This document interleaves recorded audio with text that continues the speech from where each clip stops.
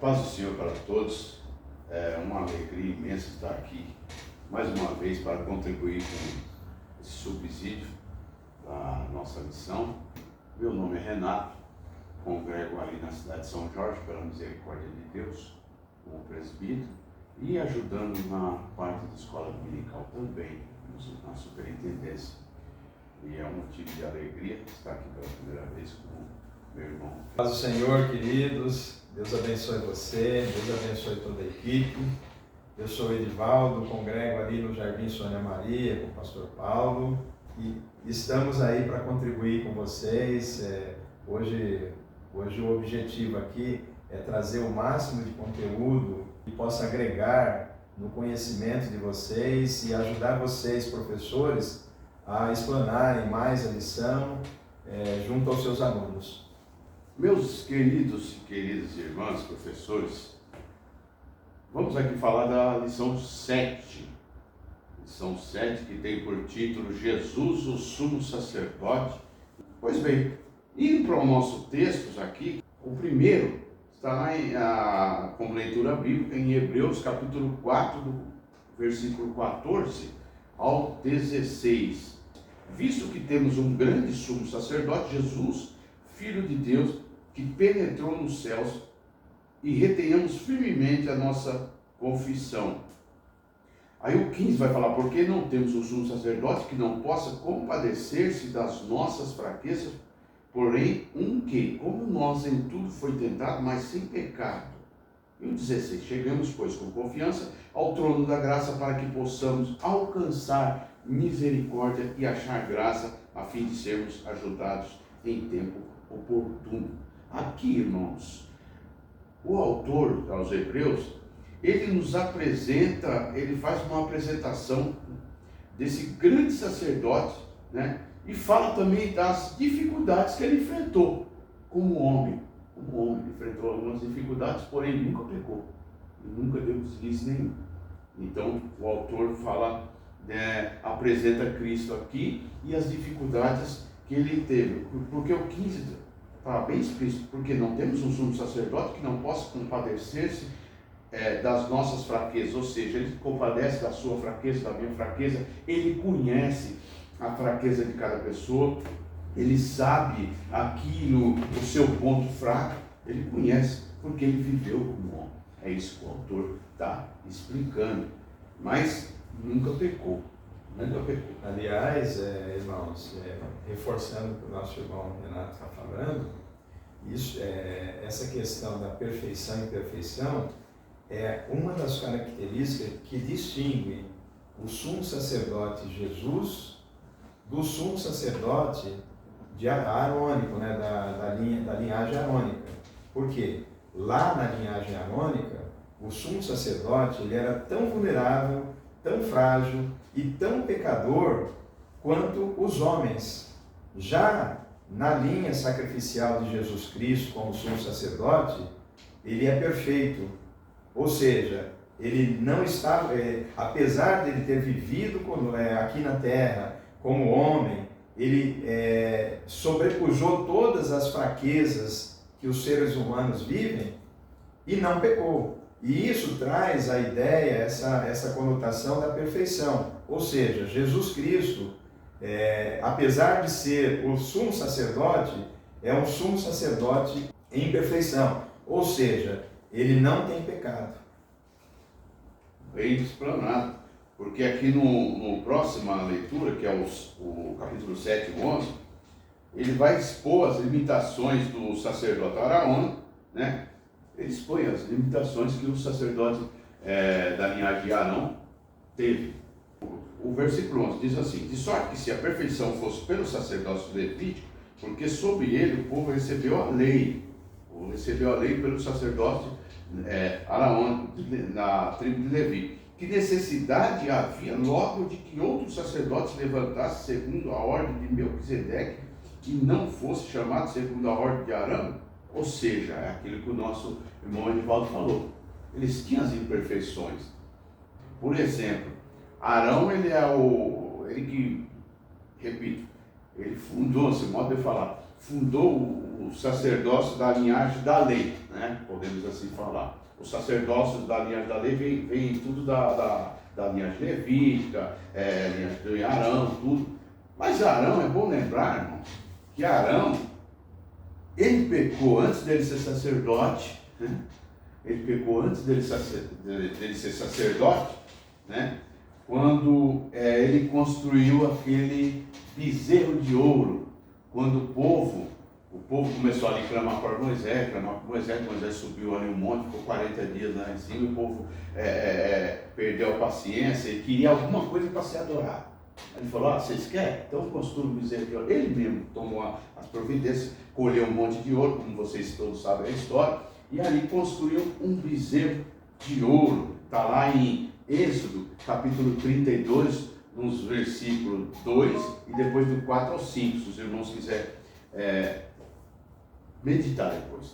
E como sacerdote também, né, ele cometeu pecado.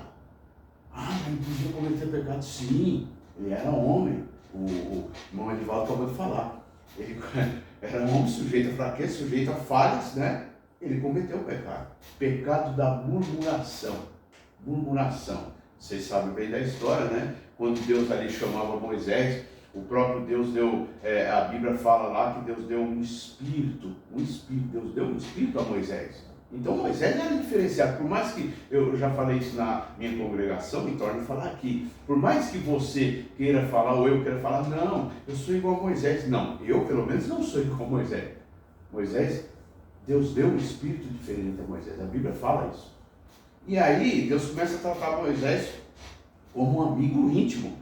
Isso despertou ciúme dos próprios irmãos, que eram Miriam e Arão. O que Arão e Miriam fez? Começou a murmurar. E Arão já era sacerdote. Então ele cometeu o pecado da murmuração. Está lá no livro de Números, capítulo 12, verso 1, e depois dos versículo 1 ao 4, e depois versículo 9, para os irmãos meditar. Então só essa introdução para os irmãos terem ideia da diferença do sacerdócio de Cristo para o sacerdócio da linhagem araônica. Agora, só para terminar o meu raciocínio aqui dos textos bíblicos que o nosso irmão Bruno colocou, lá é o terceiro texto que ele colocou, Hebreus, no próprio capítulo 7, dos 23 ao 27, que diz, e na verdade aqueles foram feitos sacerdotes em grande número, porque pela morte foram impedidos de permanecer. Mas este, porque permanece eternamente, tem um sacerdócio perfeito. 25. Portanto, pode também salvar perfeitamente os que por ele se chegam a Deus, vivendo sempre para interceder por eles. 26. Porque nos convinha tal sumo sacerdote, santo, inocente, imaculado, separado dos pecadores e feito mais sublime do que os céus. Ou seja, em outras palavras, em outras traduções, elevado aos céus. Agora o 27, que é o final. Que não necessitasse, como sumos sacerdotes, né, lá atrás, de oferecer cada dia sacrifício, primeiramente por seus próprios pecados, que é o que os sacerdotes faziam, né? Oferecia sacrifício primeiro pelos pecados dele, né? Porque ele era um falho, como eu acabei de citar o exemplo de Arão, e depois pelo povo. Então ele intercedia por ele e pelo povo. Continuando, e depois pelos do povo, porque isso fez ele uma vez oferecendo-se a si mesmo. Ou seja, nesse texto aqui também, o autor continua expondo as limitações dos sacerdotes e dos sumos sacerdotes, né? E também comenta da rotatividade dos sacerdotes. Ou seja, como rotatividade? Sim, porque tinha que um morrer, aliás, um morria, tinha que outro assumir. E no sacerdócio de Cristo não tem isso. Cristo é o único sacerdote. Ele morreu como homem e vive eternamente como Cristo, nosso rei e nosso sumo sacerdote. E aproveitando a fala do nosso irmão Renato,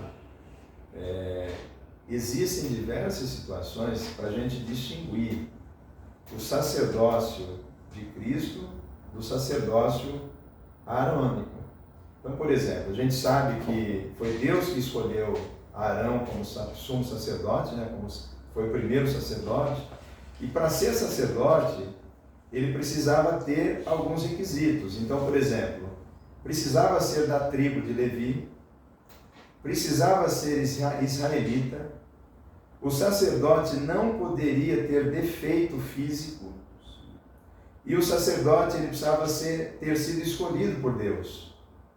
Então, assim, a figura do sumo sacerdote, ela, apesar dela trazer esses requisitos, ele simboliza ou representa também a figura de Cristo.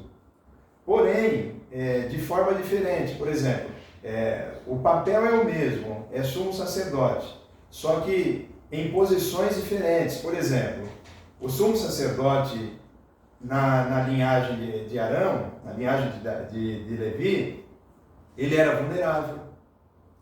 Ele estava sujeito a errar. Tanto é verdade que antes do sumo sacerdote oferecer o sacrifício pela expiação do pecado do povo, ele tinha que fazer a expiação do pecado dele próprio. Então ele entrava no Santo dos Santos com sangue para, primeiramente, ele oferecer sacrifício pelos pecados dele, para depois ele partir para oferecer o sacrifício pelos pecados do povo. Isso mostra a vulnerabilidade humana, ou seja, a imperfeição traz o sentido da imperfeição humana, o que se contrapõe com Jesus Cristo, porque Jesus foi o sacerdote perfeito. Aliás, é até interessante, Renato, que Jesus ele foi o sacerdote e ao mesmo tempo o sacrifício. Sacrifício, os dois. É diferente. O sumo sacerdote, ele tinha que levar o sacrifício. Essas duas pessoas, ou essas duas situações não se misturavam. Ou seja, tinha um animal, extraía-se o sangue desse animal, ele era oferecido em sacrifício, e para purificar os pecados do próprio sumo sacerdote, para depois purificar os pecados do povo. Já no sacrifício de Cristo é diferente, porque Cristo, a Bíblia vai dizer que Cristo, João Batista disse, né? Eis aí o Cordeiro de Deus que tira o pecado do mundo. Então, lá na velha aliança, na antiga aliança, no modelo aarônico, o sacerdote, ele tinha pecado, e o animal usado para purificação, para o sacrifício, era o bode. Lá na nova aliança, no sacrifício de Cristo, a gente tem o cordeiro. E esse cordeiro é o próprio Jesus, foi o próprio Jesus que se entregou a si mesmo como sacrifício e ao mesmo tempo se tornou o sumo sacerdote que intercede por nós, intercedeu por aqueles que já se foram, intercede por nós. Então são figuras bem distintas, apesar de o conceito ser muito parecido, de sumo sacerdote, estar acima de todos, interceder pelo povo, apresentar o povo a Deus, pedir pelo perdão do povo, pelo perdão dos pecados do povo, o sentido é o mesmo, porém, em um estágio muito mais além, muito melhor, se é que eu posso dizer, muito melhor. Então, assim, essas são as distinções muito claras do sacrifício, do sacerdócio aarônico para o sacerdócio de Cristo. É interessante, complementando isso também que o irmão falou, por isso que o irmão Bruno colocou aqui na revista uma frase interessante, né? Jesus caminha para o altar, não leva consigo nenhum animal, ele caminha sozinho. É aquilo que o irmão falou. É incrível, se nós pensarmos, irmãos, parar para analisar friamente, vamos dizer, você vai notar que é uma coisa espetacular. Espetacular e você poderia falar em outras proporções, poderia ser até bizarro, parece, né? É igual o irmão falou, tem que ter o sacrifício, o sacerdote, mas Jesus é um dos dois. Ele é o próprio sacrifício, é o próprio sacerdote. Então, por isso que o irmão colocou, eu até grifei aqui, interessante, Jesus caminha para o altar, não leva consigo nenhum animal, ele caminha sozinho. Aqui nesse ponto aqui, que o irmão pôs a ordem de Arão e a ordem de Melquisedeque, eu faço uma comparação de Arão e Melquisedeque. Primeiro, Arão instituiu o sacerdote levítico, hereditário, né? E temporal, como o irmão já acabou de falar, para ser sacerdote tinha que ser da linhagem de Arão, da tribo de Levi, aquela coisa toda, e baseado na lei, focado em sacrifícios de animais. Melquisedeque, e a lição também fala muito sobre Melquisedeque, uma figura misteriosa. Quando a gente fala misteriosa, assim, não tem uma linhagem, a Bíblia não fala uma linhagem precisa dele. Uma figura misteriosa e superior a Abraão, que representa o sacerdócio eterno, real, rei e sacerdócio, que é Abraão patriarca. Abraão, a gente sabe que Abraão, quando a Bíblia fala que ele seria o pai de multidões, Abraão é respeitado hoje nas 3 maiores religiões, que é o cristianismo, o islamismo e o judaísmo. As 3 maiores religiões, mais antiga também. E Abraão, só que Abraão está aqui como abaixo de Melquisedeque. E Melquisedeque, a Bíblia fala aqui que ele já era rei de Salém, que Salém significa paz, né? Ou seja, em outras palavras, rei de Jerusalém. Né? Os irmãos têm uma noção, quando a Bíblia fala aqui rei de uma cidade, eram cidades pequenas que denota aqui como se fosse hoje prefeito, mas naquela época era rei de Salém, rei de Jerusalém, e sacerdote muito atrás, lá para trás da linhagem de Arão ou da tribo de Levi. Então a Bíblia, o autor aos Hebreus faz essa comparação. Prosseguindo, em ofício, Arão foi o primeiro sumo sacerdote de Israel, atuando na tenda ou nos templos, e Melquisedeque era rei de Salém e sacerdote do Deus Altíssimo, combinando realeza e sacerdócio. A diferença aí está grande. Só estou falando isso aqui porque, seguindo a ordem aqui que o irmão colocou, a ordem de Arão e a ordem de Melquisedeque, eu faço aqui uma comparação. E superioridade, o sacerdote de Melquisedeque é superior ao de Arão, pois Abraão, ancestral de Levi, que é antes de Arão, pagou o dízimo a Melquisedeque. Então quem pagava o dízimo era o inferior, isso é lá atrás. E a duração do sacerdócio. O sacerdote de Arão era temporário e transferível, ou seja, eu já falei que quando um sacerdote morria, entrava outro no lugar, assim sucessivamente, devido à morte. O sacerdote de Melquisedeque é para sempre servindo de tipo o sacerdócio imutável de Jesus Cristo. E eu falei lá no começo, torna a repetir, né? Sem contar que Arão também pecou, né? Eu já falei isso e torna a repetir, frisar para os irmãos marcar isso bem na memória. Arão pecou antes de ser sacerdote, e no sacerdócio ele também pecou. Ele pecou o pecado lá de construir o bezerro de ouro, e quando ele era sacerdote, ele pecou também o pecado de murmuração. Então todos os homens falham. Isso eu faço aqui uma comparação e alinhando quem era Arão e quem era Melquisedeque. O sacerdócio araônico era um, o sacerdócio de Melquisedeque era outro. E o sacerdócio de Melquisedeque só teve um da linhagem dele, o autor aos Hebreus põe Cristo. Pode procurar na Bíblia que não tem mais nenhum. Só Cristo é da linhagem do sacerdócio de Melquisedeque. E curiosamente, irmãos,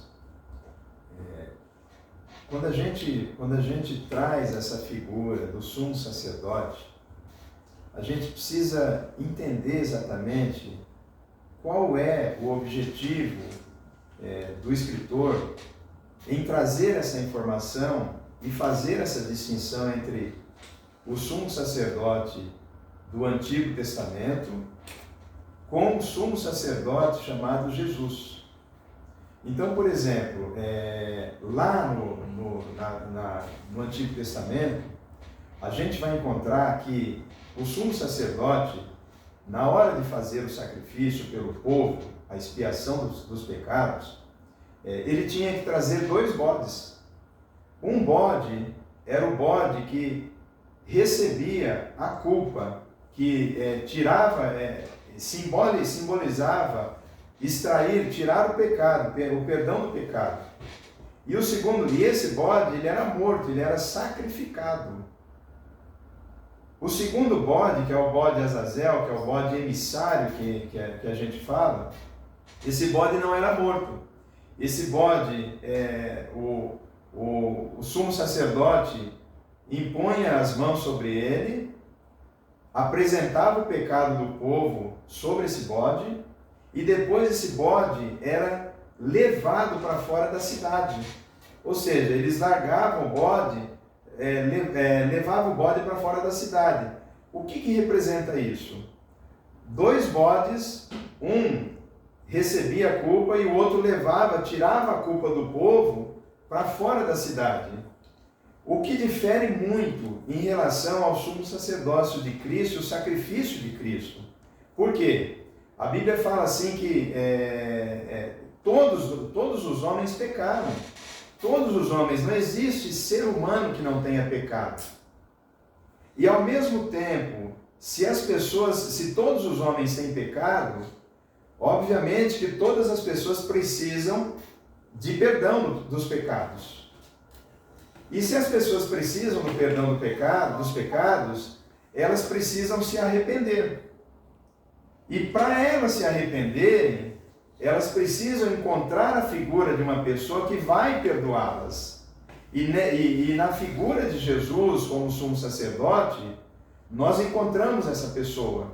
Por quê? Jesus se fez, em uma só pessoa, ele se fez a pessoa que vai perdoar os nossos pecados e, ao mesmo tempo, a pessoa que vai interceder pelos nossos pecados diante de Deus. Então, por exemplo, na figura do sumo sacerdote no Velho Testamento, o sumo sacerdote, ele tinha seus auxiliares, que eram os levitas, sacerdotes também. Eles cuidavam das rotinas ali diárias, tratavam ali, atendiam as pessoas, cuidavam do templo, o incenso, o fogo do altar não se apagava porque os levitas alimentavam aquele fogo. Mas a figura do sumo sacerdote é bem distinta dos sacerdotes. Então, por exemplo, o sacerdote ele precisava conhecer as necessidades do povo, ele precisava entender aonde que o povo estava errando, ele precisava ouvir as pessoas. Então, nessa figura do sumo sacerdote no Velho Testamento, ele precisava entender as pessoas para interceder pelo povo a Deus. E ele só podia fazer isso uma vez ao ano, que é quando ele entrava no lugar santo dos santos, para apresentar os pecados do povo. E detalhe, ele era necessário que ele estivesse santificado. Porque se ele não estivesse na condição de santificado, ele poderia ser fulminado ali no lugar santo dos santos. Para quem conhece, no lugar santo dos santos estava a arca da aliança. E dentro da arca da aliança haviam alguns pertences importantíssimos e simbólicos. Então havia um vaso de ouro, e dentro do vaso de ouro tinha o maná. O maná representava o suporte de Deus, Deus suprindo o seu povo nos momentos da dificuldade. Dentro da arca também tinha a vara de Arão que floresceu. Então, assim, naquele momento ali, quando a vara de Arão floresceu, foi para mostrar para Moisés e mostrar para o povo de Israel que Deus tem poder sobre todas as coisas. Então, imaginem só, quando o sumo sacerdote entrava no santuário, no lugar santo dos santos, ele precisava estar totalmente em condição de santificação, para poder entender, para poder apresentar a Deus as situações do povo.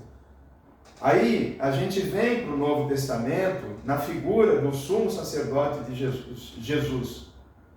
ele, como o nosso irmão Renato já disse, como homem, ele experimentou as nossas agruras. Ele passou pelos sofrimentos que o homem passa. Eu não sei se é peculiar dizer, né? Mas assim, as doenças daquela época poderiam ter sido doenças dessa época também. Então Jesus, assim, eu estou supondo, tá? Pode ser que ele não teve, mas Jesus, como homem, ele poderia ter tido uma gripe.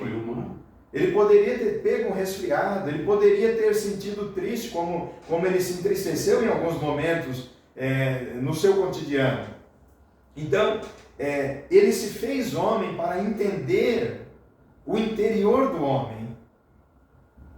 E aí, a partir dali, ele entendendo o que se passava no homem, com o homem, como era o dia a dia do homem, isso permitiu que ele entregasse ao Senhor, Deus, o seu Pai, uma intercessão melhor, uma intercessão melhorada. Ele entendeu as necessidades do homem para interceder ao Senhor, entendendo o que o homem efetivamente passa. Porque é diferente você falar de uma coisa que você não conhece, que você não viveu, não passou. Agora, quando você entende, eu posso enxergar o irmão Renato sorrindo, mas eu não sei o que se passa dentro da cabeça dele, na vida dele, no cotidiano dele. Mas Jesus, como sacerdote, como intercessor do povo, como sacrifício, ele passou por essa situação e entendeu o que o ser humano passa para poder apresentar ao Senhor, interceder ao Senhor de forma legítima, de forma conhecedora de tudo aquilo que nós passamos. É por isso que o sacerdócio de Jesus, ele é muito, mas ele é muito melhor do que o sacerdócio arônico. Por quê? Ali no sacerdócio arônico, eles tinham apenas situações subjetivas ali, superficiais. E Jesus, ele viveu toda essa experiência para se tornar o nosso sumo sacerdote e interceder por nós. Por isso que Paulo escreve lá aos Romanos, a carta aos Romanos, capítulo 3, versículo 23, porque todos pecaram e destituídos estão da glória de Deus. Todos. Então, se todos pecaram, nenhum deles jamais seria totalmente ineficaz para tirar o pecado dos outros, ou nosso, né? Por isso que Cristo vem, né? Por isso que Cristo vem como Cordeiro de Deus, foi morto desde a fundação do mundo, porque ele não teve pecado nenhum. Assim como retorno a falar aquilo que o irmão falou. Viveu entre nós como homem, se fez como homem, carne e osso, mas não teve pecado, não teve deslize nenhum. A lei de Moisés não podia prover um sacrifício como esse, jamais, né? O sacrifício só matava, imagine vocês, a matança de animais, né? Animal morto. Se fosse hoje, o Instituto lá, a Defesa dos Animais caía até em cima. Matança de animais não podia fazer esse sacrifício.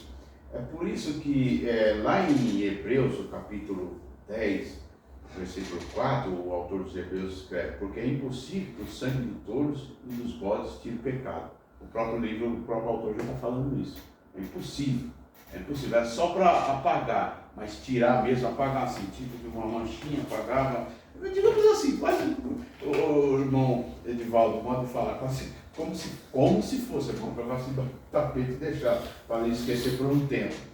E assim todo sacerdote aparece cada dia ministrando e oferecendo muitas vezes os mesmos sacrifícios. Hebreus 10 e 11 lá está falando.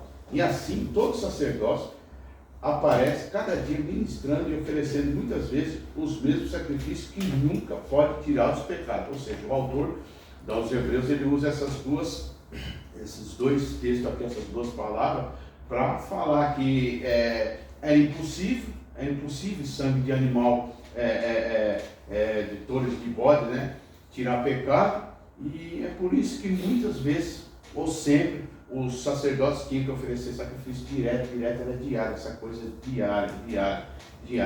Aí, por isso que o irmão Bruno coloca aqui também, né? Eu gosto de me ater a algumas frases da lição, né?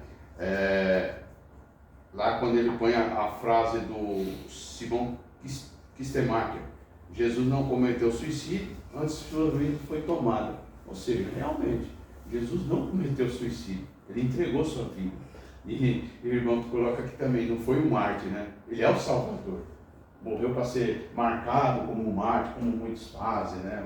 A religião islâmica prega muito isso. O mártir, você se mata, se enche de bomba, vira um mártir. Não. Jesus morreu para salvar o seu pecado, o meu pecado, para nos salvar do pecado. Basta somente o homem crer, obedecer e seguir os mandamentos de Cristo. Agora, no fim, no terceiro ponto, que o irmão põe aqui a ajuda do alto, né? Ou seja, eu quero aqui só detalhar alguns pontos do livro de Hebreus, né?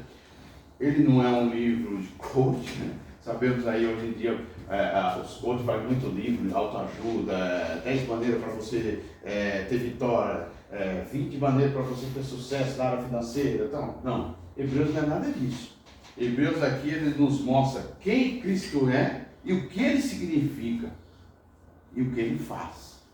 Simplesmente isso, é simples. O livro de Hebreus, você começa a ler assim, eu até comentei isso na igreja, parece uma carta teológica, mas é simples. O livro de Hebreus está mostrando quem Cristo é, o que ele faz, o que ele pode fazer, e também mostra a realidade do ser humano, de nós, mostra a minha realidade, a sua realidade, que nós precisamos de Cristo, somos necessitados de Cristo, e sem Cristo não somos nada, e ele morreu para nos salvar do pecado. Repito, torno a repetir, basta somente o homem crer e obedecer e seguir fielmente os passos de Cristo. É isso que o autor aos Hebreus coloca aqui, resumindo, tá bom? E que Deus abençoe cada irmão, cada irmã, vocês todos professores, e possam ter uma aula abençoada, em nome de Jesus. Muito obrigado. Que Deus abençoe vocês, e eu espero muito que essa lição possa trazer essa ideia para cada um de vocês, de que o sumo sacerdócio de Cristo, ele é muito superior a tudo aquilo que a gente conhece do sumo sacerdócio arônico. Então, por exemplo, a perfeição é absolutamente gigante. A gente chega a ponto da gente não conseguir entender com tanta clareza o quão complexo foi o sumo sacerdócio de Cristo, porque ele transformou tudo aquilo que a Bíblia, no Velho Testamento, trouxe em sentido de sombra, em sentido figurativo, em sentido temporário. Jesus transforma isso em nitidez, em clareza, lembrando sempre que ele é o sumo sacerdote maior do que Arão, maior do que Moisés, maior que os profetas. Ele é o legítimo intercessor que cuida do seu povo, que intercede a Deus pelo povo continuamente e mais, eternamente. Que Deus abençoe você e a sua vida e os seus alunos também.